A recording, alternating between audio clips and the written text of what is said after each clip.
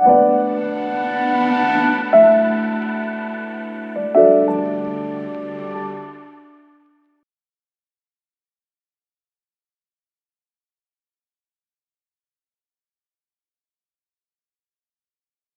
guests, dear estimated colleagues, I'm very delighted to welcome you here at the Károly Gáspár University of the Hungarian Reformed Church.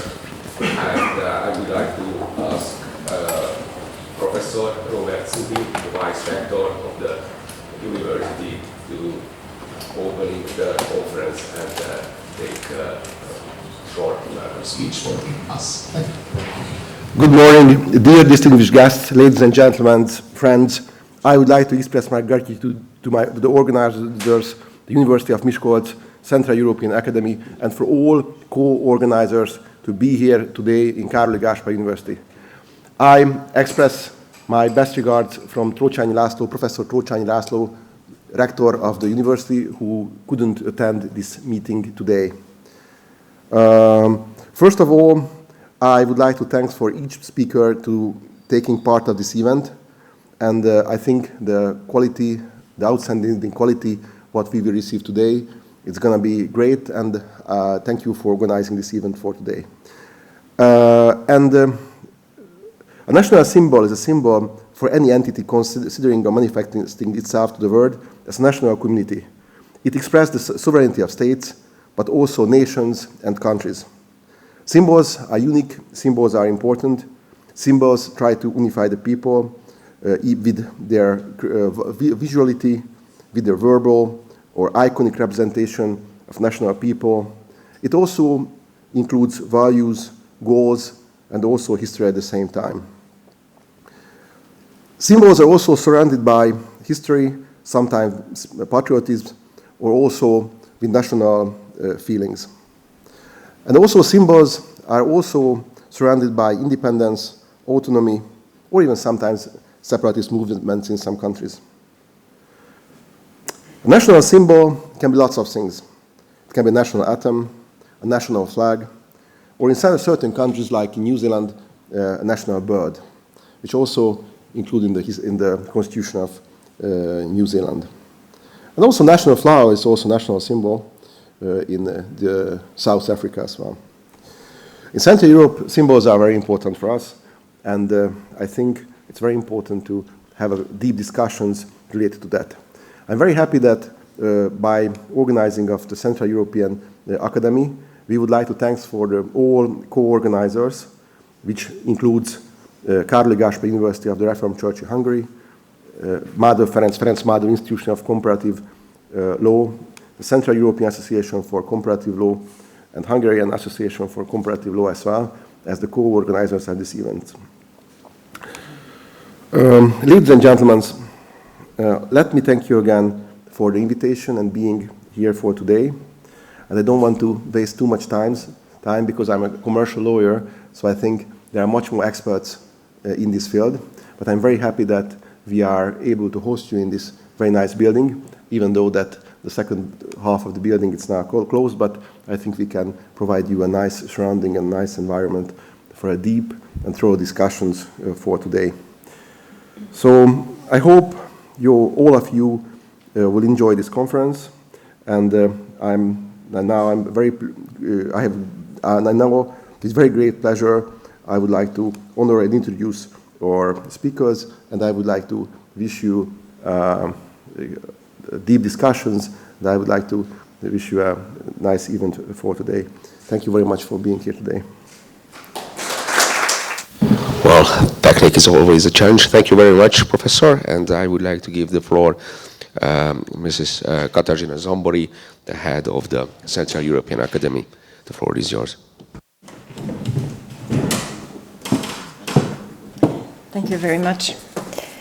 Ladies and gentlemen, dear colleagues, on behalf of the University of Miskolc, Central European Academy, I warmly welcome you to today's conference on the legal protection of state and national symbols in Central Europe.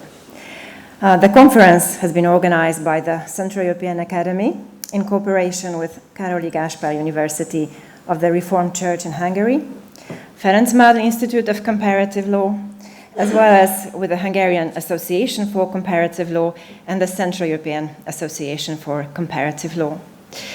It is my great pleasure to welcome our distinguished guests. First of all, Professor Robert Szuchy, Vice Rector of the Károly Gáspár University in Budapest, Professor János Ede-Szilágyi, the head of the Ferenc Marl Institute of Comparative Law and professor at the Faculty of Law of the University of Miskolc. I welcome warmly all our eminent speakers who will share today with us their valuable expertise, and all the colleagues and participants who took their time to join us today. I would like to express my gratitude to Károly Gáspár University for hosting today's conference in its beautiful premises. Thank you very much for this opportunity, and thank you for your kind cooperation. Dear colleagues, this conference is organized within the framework of the 2022 Central European Professors Network, which is an international project which started its activities in January this year under the umbrella of the University of Miskolc Central European Academy. The primary, most important objective of the Central European Professors Network is to create an international academic network of legal scholars who represent a Central European perspective in their research. However, I would like to inform you that at the Central European Academy, we also have a platform dedicated for young scholars, which is called the Central European Junior Program. It consists of a 4-year-long PhD program and also an internship opportunity dedicated to young researchers from our region. Last year, we successfully launched the program in cooperation with the doctoral school of the University of Miskolc. And this year's recruitment process is in progress, and it is still possible to join us, to join the program. But coming back to the Central European Professors Network, within the 2022 Professors Network, we have successfully launched 5 working groups this year. These are the working group on the constitutional protection of state and national symbols, the working group on the constitutional protection of environment and future generations, a research group on the right to privacy, research group on the content of the parental rights, and last but not least, the research group on the constitutional identity and the relations between the EU law and the domestic legal orders of the member states. Today's conference has been organized by the research group on the constitutional protection of state and national symbols, led by Professor Zoltán J. Tóth. This conference will deal with a very important theme of the legal protection of symbols through which nations and constituting communities manifest themselves to the world and which are the very heart of their identity. I would like to wish you all a pleasant and inspiring conference, but before I do that, I have a duty to do and an announcement to make. Today's conference, we would like to dedicate today's conference to the memory of Professor Marko Petrák, who joined the Professors Network in January 2022 as a member of this very research group on national and state symbols. Shortly thereafter, Professor Petrák passed away, and his premature death left us shocked and in great sorrow. We will remember Professor Petrák as a wonderful colleague and an outstanding scholar. Now, I would like to ask you all to stand up and take a minute of silence to honor Professor Petrák's memory.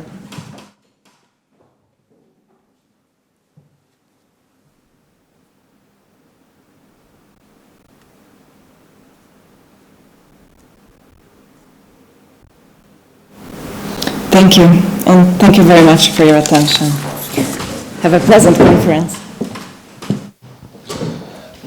Thank you very much. And because of this tragical event, I would like to give the floor Professor Dalibor Csepuló to take his speech about Professor Marko Petrak.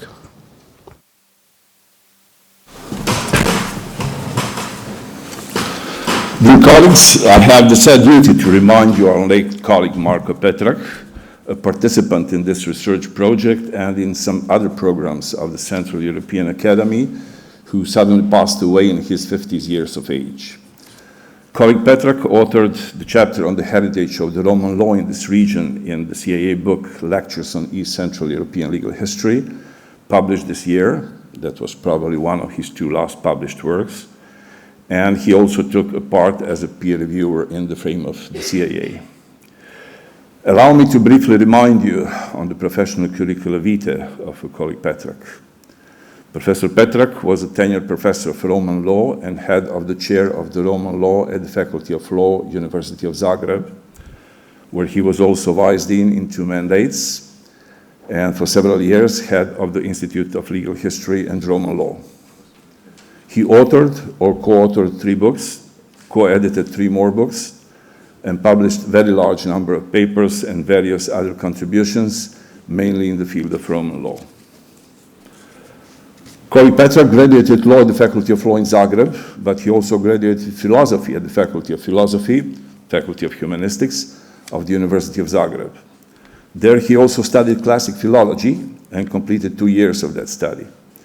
He made a postgraduate master degree of civil law at the Faculty of Law and postgraduate master degree of philosophy at the Faculty of Philosophy, and made his PhD in Roman law at the University of Zagreb.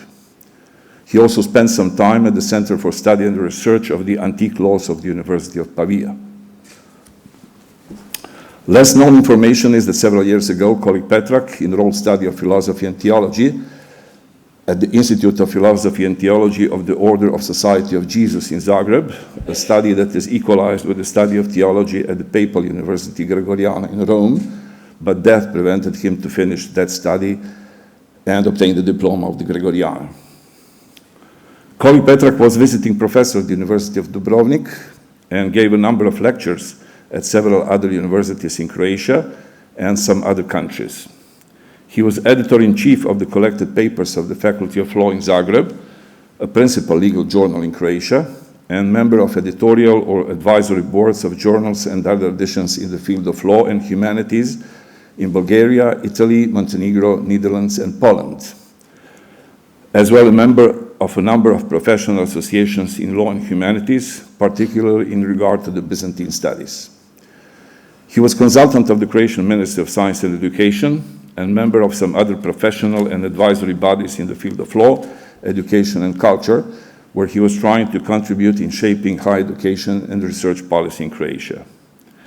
He was honored for his work with several prizes in Croatia, including the prize for scientific contribution to the field of canon law, together with his main interest for Roman law, to which he was principally devoted, made the focal point of his research activities, to which he paid more and more interest in the last years. Marko Petrak was traditional intellectual, in the best possible meaning of that word, concerning his erudition, his respect for tradition, vivid imagination, politeness in communication. At the same time, he was an active participant in the reality, who responded to the challenges from the environment, primarily in the sphere of academic research and higher education policy. Passing away of Marko Petrak is a great loss for all those who cooperated with him. It's a great loss for the institution in which he participated, in Croatia as well as in other countries. I have no doubts that loss of possibility of his participation in the programs of the Central European Academy represents a great loss for this institution too. Women and men are passing away, yet results of their work and personal memory on them remains after them. Those of us who knew Marko Petrak personally will keep personal memories on him, and the results of his work will continue to speak in his name.